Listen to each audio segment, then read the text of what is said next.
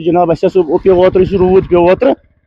ये जनाब गो थोट अम साइड अर प्रॉब्लम ये इलाकस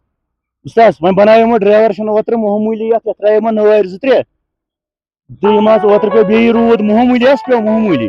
तो नर वर वो योर गई प्रॉब्लम इलाकस योर पत्थर योर पे नीकिनत ग मुश्किल जनाब ये चल कदलस प्रॉब्लम योर जनाब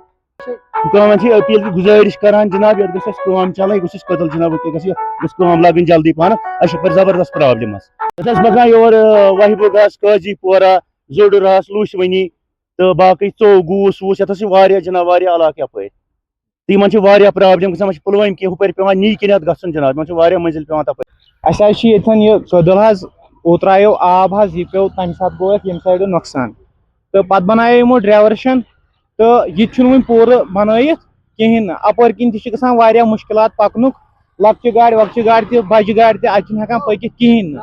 तो यव गए अन गाड़ बोन सह खड़ धक् दिवान अतन तो